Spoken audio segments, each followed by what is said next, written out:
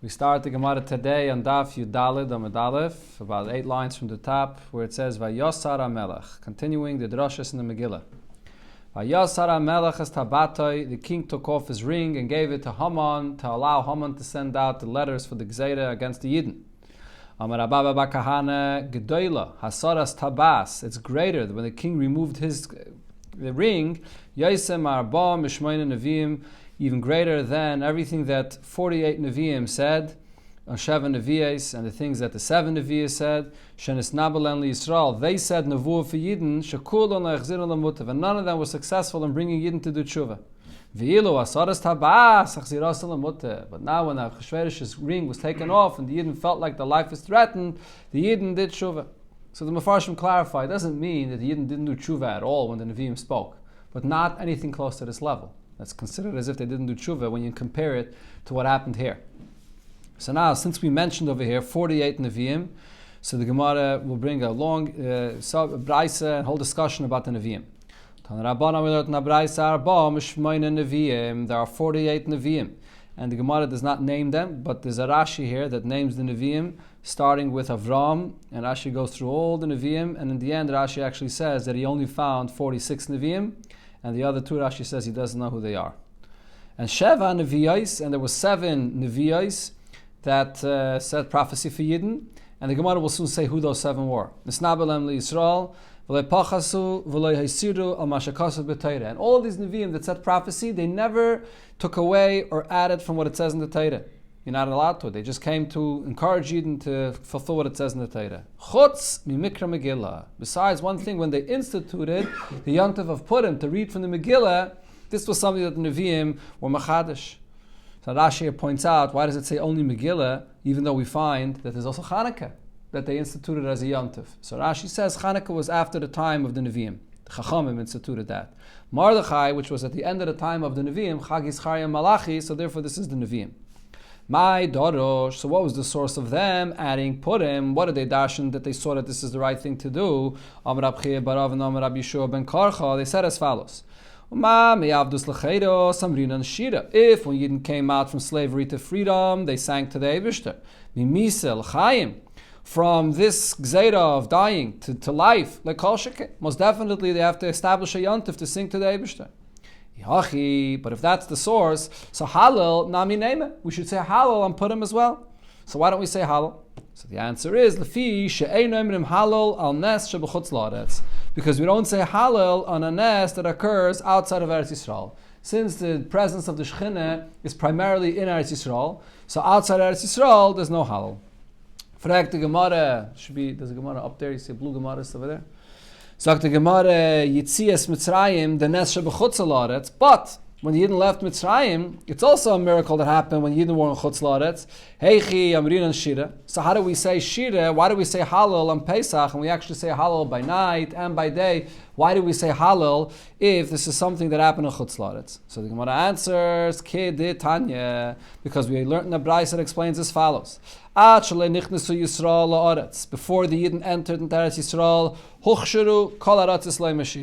all the different lands that Yidden were in were fit for Yidden to sing to the Eibishter for a miracle that occurs there. But because the Shechina is with the Yidden wherever they are in Chutz La'aretz. But then, once Yidden came into Eretz Yisrael, so any other lands are not fitting to say Shira for the Eibishter, because the Shechina is now settled in Eretz Yisrael. That's how Mefarshim explain this.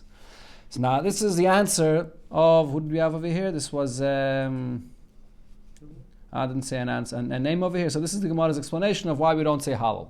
Because it's a miracle that happened in Chutz La'aretz. But the Gemara is going to bring another 2 answers. Rav Nachman says, Kiriyasa zu alila. When you read from the Megillah, that is the Halal. What happens when people hear the Megillah, they hear the story, and that brings them to praise Hashem. So that is the Halal. This is something that the Rebbe once spoke about Barichis. What is this Indian of Kiriyasa zu alila? Because this itself needs an explanation. So why not actually say Halal? Why is it that it's through the Megillah that we have the Halal? And the point that Rebbe explained was that the miracle of Purim is a different kind of a nest. It's melubish and teva. It's all in natural means, the way it happened. So when you have a nest, that's an open miracle, so then you say Halal and you sing to the Eibishter. When it's a hidden nest, so then you sort of praise Hashem in a more hidden way. You say the story, and the story itself is the praise for Hashem. Rava Amar, there should be another Gemara there. Rava Amar, Rava gave another reason.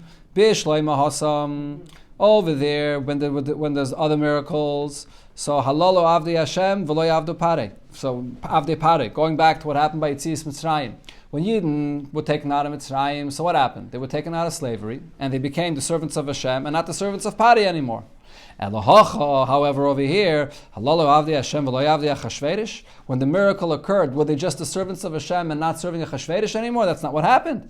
Akati avdei Achashverosh anan. They were still serving Achashverosh for another 2 years, as we learned before, that the Beis HaMikdash wasn't rebuilt for another 2 years following that. So therefore it wasn't a full miracle. That's the answer of Rava. So now the Gemara goes back and says, so now Bein LeRava, Bein LeRav Nachman, both Rava and Rav Nachman that gave different reasons of why we don't say Hallel, Kashya, so the question is, why do they have to give different reasons? But for Hatanya, we had the Braisa that said already, once Yidden enter into Eretz Yisrael, you don't sing to Hashem for any miracle that happens in any other land outside Eretz Yisrael. So how are they going to answer the Pshat on that Braisa?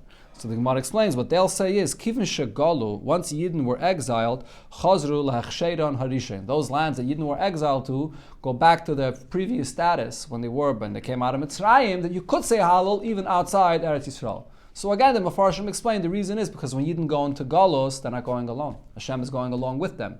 So you say Hallel in a place where the Eibishter's presence is there. Once Yidden went into Galus, Hashem was there with them. Frag the Gemara, now this is going back to what was mentioned before about the number of Nevi'im that there were. So the Gemara said that there were 48 Nevi'im for the Yidden. Frag the Gemara v'su leke, there's no more than 48.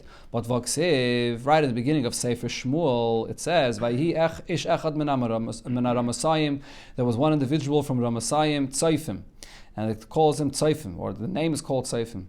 What does this mean? Echad mimasayim Tzaifim. He was one out of 200 Nevi'im shenisna b'lem liYisrael that said Nevuah for Yidden. So we see that there were at least 200 Nevi'im.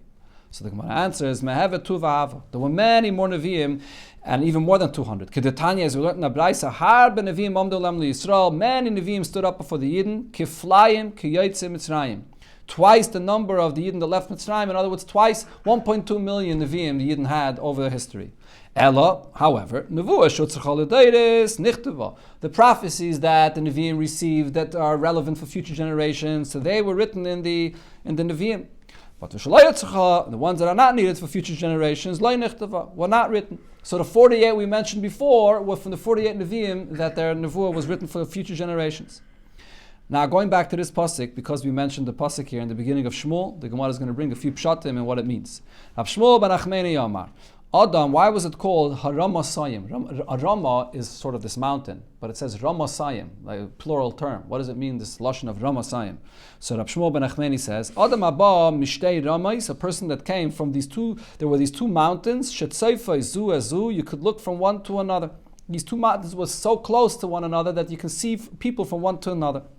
Rab Chanan says another pshat, Adam haba mibnei Adam sha'imdim berumay shalaylam. This was an individual that was a descendant of people that stood in the highest place of the world. We're talking here about the husband of Chana, which is the father of Shmuel, and Shmuel and his father, they came from the children of Kairach, as the Gemara is going to say now. And the children of Kairach, they stand in the height of the world. Why?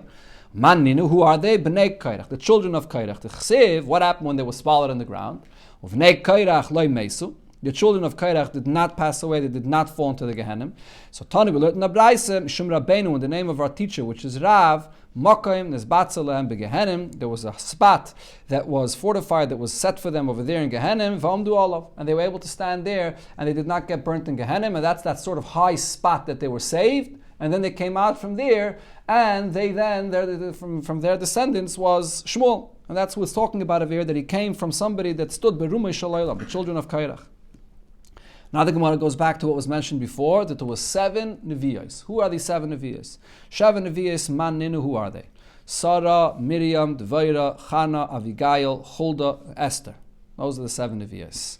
And the Gemara is not going to go through each one of them. Where do we find in the Psukim that they are Nevi'as? Sarah, so regarding Sarah, the pasuk says, Avi Milka va'avi Yiska. So it refers to Sarah with the name Yiska. What is this name Yiska? V'amar Rabbi Yitzchak, Yiska zu Sarah. This refers to Sarah. V'lama nikrishma Yiska. Why did she get this nickname Yiska? Shesachsa beruach HaKodesh. She was able to see with Ruach HaKodesh. Shanam, as the pasuk says, that the Eibusha tells Avram, whatever Sarah tells you, you should listen to her voice, because she was a Nevi'ah, and she was even a greater Nevi'ah than Avram himself. There's another pshat about the names of Yiska. Yiska shakal seichin b'yafya, that everyone would look at her beauty. So this is where we see that Sarah was a Nevi'ah. Miriam, how do we know that Miriam was a Nevi'ah? The pasuk says in this week's parsha that we just read, Vatikach Miriam a Nevi'ah chayis Aaron. Actually, this is in Parshas B'Shalach. We'll come soon to this week's parsha. So it says that the sister of Aaron went and she took her tupim chayles to go and sing after Kriyas Yamsuf. So the pasuk refers to her as a chayis Aaron, the sister of Aaron. V'leya chayis Moshe. She's not the brother of Moshe. She's not the sister of Moshe, that is. So the Gemara explains what happened. Amar Rav Nachman Amar Rav Shahaisa misnabek keshehi achayis Aaron, because she already said prophecy before Moshe was born. She was a very young girl, and she already said then prophecy being the sister of Aaron. That's what the pasuk is calling over here, the sister of Aaron. Va'aymeres, and she said, Asida imi shetelet ben sheyishias Yisrael. My mother is going to give birth to a son that will save the Yidden from Mitzrayim. So what happened? When Moshe Rabbeinu was born, the entire house was filled with light. Father got up and kissed her on her forehead. My daughter, your prophecy was fulfilled. But then when they couldn't hide him anymore, they had to put him in a basket and they threw him into the river. Her father got up and he hit her on the head. And he said to her, Biti, my daughter, where is your prophecy? Look what happened to our son Moshe. And this is what the pasuk says, and his sister stood from far, to know what's going to happen. She wanted to see what's going to turn out with her nevuah. The pasuk actually continues saying, so the Mefarshim say, what is ma ye'osaloi? What is Hashem going to do in order to make a miracle to save him? That's what she was waiting to see. So here we see that Miriam, at a very young age already, was a neviah. Dvaira, where do we find that Dvaira was a Nevi'ah? So this is clear in the pasuk. It says, Dvaira, Eishes Nevi'ah, Eishes Lapidus. So what does this mean? My Eishes Lapidus. So it calls her a Nevi'ah. Isha Nevi'ah, sorry, I read it Eisha. Isha Nevi'ah, she was a woman which was a Nevi'ah, and Eishes Lapidus, a woman which is called Lapidus. What does Lapidus mean? My Eishes Lapidus, Shahaisa Oise Psilois Lemikdash. She would prepare the wicks for the Beis HaMikdash, for the Menorah. So the Mefarshim say that the Dalid and the Tov are letters that are interchangeable. They come from the same place in the mouth. So therefore, it's the same letters as Psilais if you replace the Dalid with a Tov. So that's referring to her making the wicks for the Beis HaMikdash. And then it describes regarding the Vayra as follows. She would sit under a palm tree. Why under a palm tree? She didn't want to sit under a tree where the branches are too low, so it'll be yichud there. So the palm tree has very tall branches. Another pshat, just like the palm tree.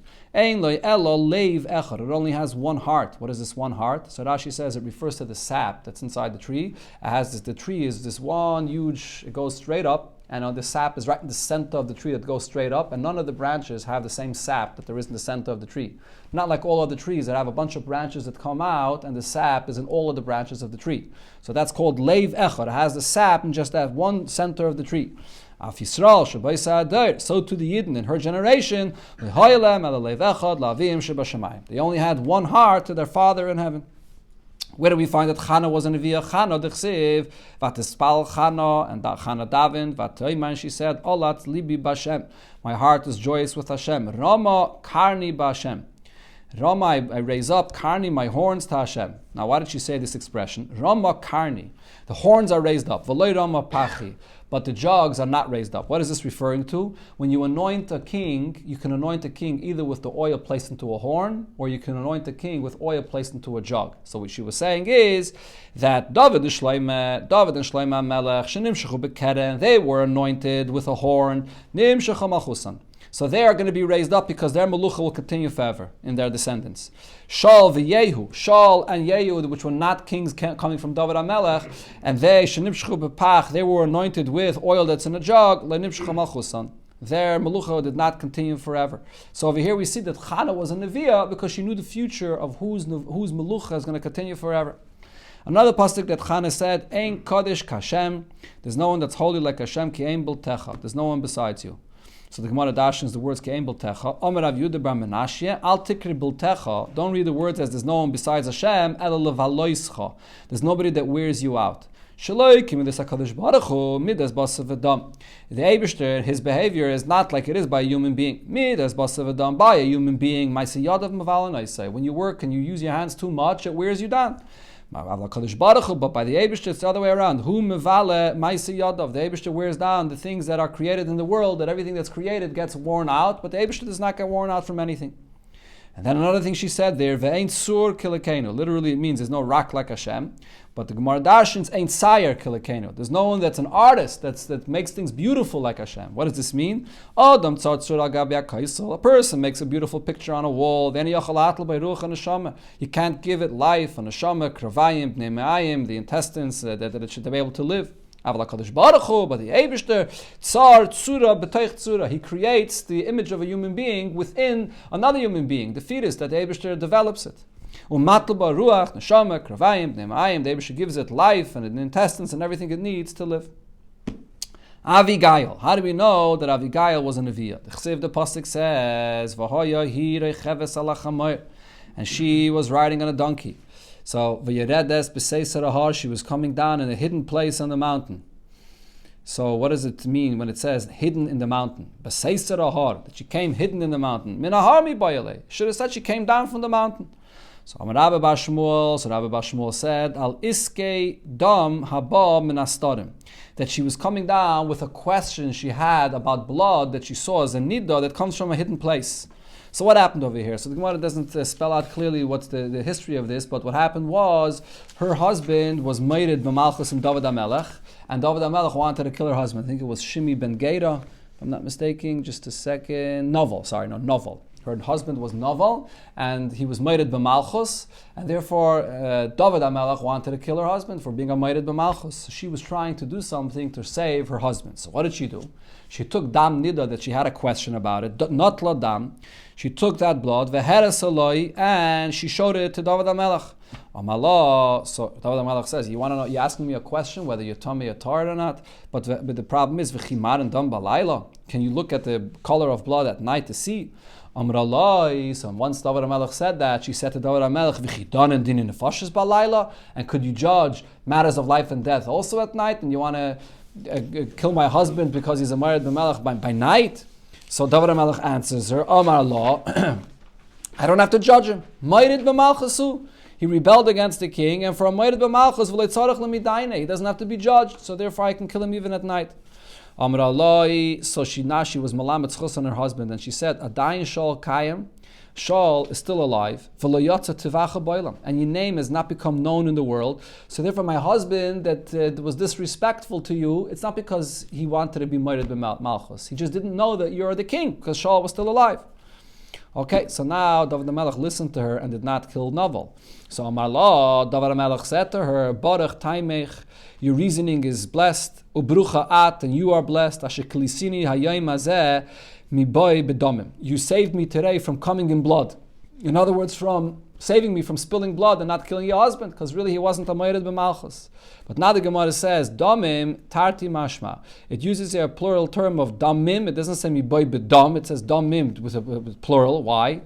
Elamelamed. So what this teaches us, what happened over here is Shagilsa Shaika, that she revealed her thigh. So Taisus over here says that it's not possible to say that she was such a tzaddikus. She was a neviah. It's not possible to say that that's what happened. Elamai, when she got off her donkey, so her thigh got revealed. And then V'holach L'ura Gimel Parsois. And David HaMelech went after her for 3 parsois. He wanted to marry her. That's a simple pshat. Taisvis says he didn't literally go after her for 3 parsois. Rather, he was looking for her light, for her warmth, for 3 parsois. He was hoping for it. Omar Lo, And David HaMelech says to her, Hashmi'i li, listen to me, to have relations with me. Amra loi, and she responded to David HaMelech and she said, don't allow this to be a stumbling block for you. In other words, she was still married, she was still an Eshes Ish. Now, the Gemara says, and here's where we're going to see that she was a Neviah, because she said Zeis. Zeis means this will not be a stumbling for you. Meklal dikachriti. But there's another time that David HaMelech did stumble. And what is that? Maisa de Bathsheba. The story when David HaMelech got married to Bathsheba. And like she said, that I won't be a stumbling for you, but another time it will be. That's what actually happened. So therefore we see that she was a Neviah. Now she then said, and you, the soul of the master, will be tied and bound with the bound of life. And then, when she left from David HaMelech, when she was departing from David HaMelech, Amra lei, she said to David HaMelech, V'heitiv Hashem la'adaini, and if Hashem will be good to the master, v'zacharta samasecha, you should remember your maidservant. In other words, remember me. What she was saying is, now I can't marry you, but in the event that my husband passes away, remember me, I'm ready to marry you. So the Gemara says, here B'shas, she's trying to save her husband, and she's still an Eshes Ish. She's already thinking about, if my husband dies, you should remember to marry me. So the Gemara gives two mishalim for this. Amar Rav Nachman, Haina Damri Itchi. This is what people say. It's a woman, Bahadi Shusa, while she's having a conversation and talking about one thing, Pilcha, she's busy weaving another thing. Which also could mean like, while she's talking about one thing, but in her words, she weaves in her kavanah that if in the future I'm available, you should know I'm available for you.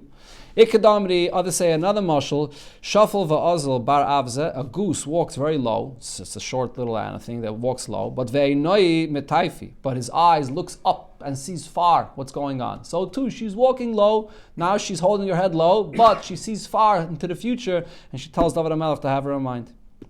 Okay, Chulda, from where do we know that Chulda was a Neviah? The Chsiv, the Pasuk says, Vayelech, Hilkiyo, HaKayin, Vachiyakam, Va'achbar, V'gaime. They all went to, who did they go to? They went, and the Pasuk there says, they went to Chulda. Pasuk there clearly calls her a Neviah. They went to Chulda HaNeviah. This is when they found the Sefer Torah. There's a story in there in Nach, but it clearly calls in the Pasuk Chulda HaNeviah. Frag the Gemara, Ubemakayim, the Koi Yirmiyah. If in that time period Yirmiyah was still alive, so how is she the one that's saying Nevuah? Isn't there sort of a competition between them, that while Yirmiyah was the Navi of that generation and she's also saying Nevuah? So Amri Beirav, so they said Nishiva of Rav, Mishmei Rav, in the name of Rav, Chulda Krevis Yirmiyah Haisa. Chulda was a relative to Yirmiyah, and he didn't care about the fact that Chulda was also saying Nevuah. But the Gemara asks, however, but Yoshia, so why is it that he left Yirmiyah and he went instead to Chulda HaNeviah to talk to her about his matter? On the Yeshiva of Rab Shila, they said, because women have more mercy, and therefore, if the Nevuah that she's going to hear is not good, she's going to daven to change the Nevuah. So therefore, they went after to a woman and not to a man. Rabbi Yochanan says, you know why they went to Chulda? Because Yirmiyah was not available. Then he wasn't in Eretz Yisrael then. Where did he go? In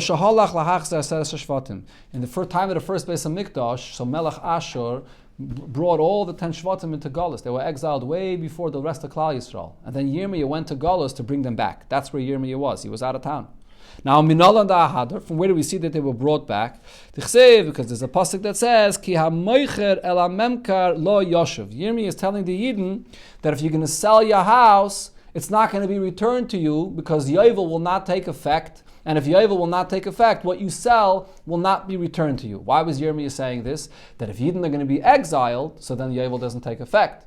But now the problem is, if the Aseres HaShvatim had already left Eretz Yisrael, there already is no Yovel. So why is Yirmiyah giving them, rebuking them and telling them that if you're not going to do tshuva, then you'll go into Golus and Yovel will not take into effect? Elamai must mean that the Aseres HaShvatim came back and there was Yovel. And that's why he's rebuking them and saying that if you won't do tshuva, then Yovel will not take effect. So that's what the Gemara explains here. Efshe Yovel batal. Can you say that the Aseres HaShvatim were out of Eretz Yisrael and Yovel was already annulled? The Navi misnah ba'olav sheye batal, and Yirmiyah is telling them that if you won't do tshuva, that it will be annulled. So this is the source that teaches us Yirmiyah hechziron, that Yirmiyah brought back the 10 Shvatim to Eretz Yisrael. V'Yoshio ben Omain malach alein, and Yoshio, which was a king from Yehuda, from David HaMelech, was a king over all of them. The Chsiv, as it says in the pasuk, Vayomer. And when Yoshio came over there to the place of the 10 Shvatim, and he said, Ma tzin halos, what is this kever over here? Asher ani roya that I see. Vayomer elav anshi yair kever ishol ekim ashabam Yehuda. This is a kever of a person that came from Yehuda. Vayikras advarim eila shasisas hamizbeach beveis kel. So the point is that you see here that Yoshiyahu, which was a king from David HaMelech, came to the place where the Aseres HaShvatim were, and they built themselves some Mizbeach there, and he came to them. So the question is, why was Yoshiyahu, what was he doing there by this Mizbeach, which is in Beis Kale, which is the place where the 10 Shvatim were? That teaches us that Yoshiyahu was a king upon them as well. That's why he went to them. Rav Nachman says there's a different pasuk that shows us that he was a king upon them as well, because the pasuk says that Gam Yehuda Shas Kotzir Lach Bishuvi Shvus Ami, which means that also from Yehuda that he ruled over those that returned from the nation to Eretz Yisrael, those returnees from the 10 Shvatim, he ruled over them as well. Okay, now we're going back to the Nevi'is. Who else was a Nevi'ah? This was all during the time of the first Beis HaMikdash. They went into Galus, then they came back, and then they went into Galus again. Esther. Where do we see that Esther was a Nevi'ah d'chsev? Because the pasuk says, "Vayihi b'yoyim hashlishi," and it was on the third day when she was fasting. Vatilbash Esther Malchus, she puts on her clothing, her kingly clothing. So the question is, Big Day Malchus miboyle. Why doesn't it say the garments? Ella, so rather what this pasuk means is Shalavshasa Ruach HaKodesh, that she got this Ruach, she was clothed by this Ruach HaKodesh. How do we know? Ksiv Achav Atilbash, it says here this expression of Atilbash. Ksiv Hasam, there's another pasuk regarding Nevuah where it says Veruach Lavsha Esa Masai, which is Nevuah. So from here we see that this refers to Ruach HaKodesh. Rav Nachman says Lo Yoeh Yehirusa Lenoshi. It's not beautiful for women to have a prominence, a position of prominence. Why not? Because there's Tarti Noshi. Here we see amongst these women that were mentioned before, there are two women, Yehiron, that were prominent, Havyon, they were very prominent, Visanyan Shmayu, and they have names that are very disgusting names. Chada, one of them, Shma Ziburta. Her name is Ziburta, which is Devaira. Devaira in Aramaic, what is a Devaira? A Devaira is a bee, which is Ziburta in Aramaic. Her name was a bee. What kind of a name is that? And V'chada, and another one of these Nevi'as, which was very prominent, a Nevi'ah, Karkusha, her name is Hulda, which is a weasel, I believe in English, or something like that. It's also not a very beautiful name. So Ziburta, Ksivba, so regarding Ziburta or Devaira, it says by here, Vatishlach, Vatikra lebarak. V'ilu ihi le'azla legabei.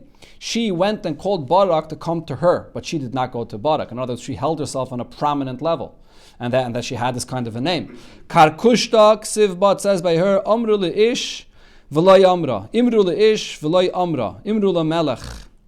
So this also shows about the fact that she was not subservient to anyone. She also held herself high in a level of prominence.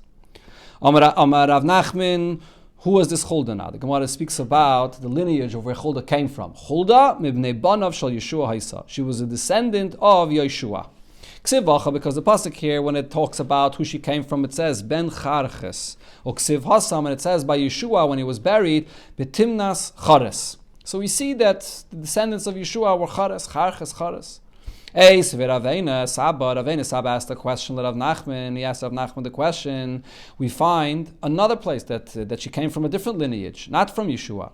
Shmaina Nevi'im vehem Kainim. There were 8 Nevi'im, and they were also Kainim. Yatsu me Rachav Azayna. They came from a woman, and her name was Rachav Azayna. There's a machlekes what exactly this name of Rachav Azayna is. Some say literally she was a Zayna, and this is going to be later in the Gemara on Daf Tezvav. But others say Rachav Azayna actually does not mean a Zayna. It means that she was a woman, she was a Chatchila Agaya, and she became a Giyadis, and she would feed everybody. And she was the one that from her came the descendants, these 8 Nevi'im that are Kainim. And who are these 8 Nevi'im? Ve'elohein, Neiriah, Baruch, Sariah, Machasya, Yirmiyah, Chilkiah, Chanamel, and Shalom. And then Rabbi Yehuda says, Av Chulda Nevi'ah, Mibnei Banel Shal Rachav Azayna. Chulda also was a descendant from Rachav Azayna Isa. How do we know? Ksivacha ben Tikva. It says over here regarding Chulda that she was a son of Tikva. Oksiv Hasam, and over there regarding Rachav Azayin it says as Tikvas Chut Hashani. So it uses the same terminology. So that is telling us that she was a descendant from Rachav Azayna. So the question is she a descendant of Yeshua or is she a descendant of Rachav Azayna? So the Gemara answers, he said to him, Eina Saba, that's how he called him. Of Amrila, others say that he referred to him as Pasia Uchme, black earthenware. In other words, he was saying to him, your question is a foolish question. From what I said and from what you said, we could understand this subject. What happened? The Igaira, this Rachav Azayna, she became a Giyaitis, and Venasva Yeshua, and Yeshua married her. And then Chulda was the descendant of Rachav Azayna and from Yeshua. The Gemara now concludes, but Mi Havele Zara Yeshua. Did Yeshua have any children? Vaksiv Nun Benai, Yeshua Benai. When it speaks about the Yichus and Divrei Ayamim, so after Yeshua, it doesn't count any more children. So it seems like after Yeshua, that was it. He didn't have any children. So the Gemara answers, Bani Havile, he didn't have any sons, but Mnasan Havile, daughters he did have. And this was Chulda that came from Yeshua.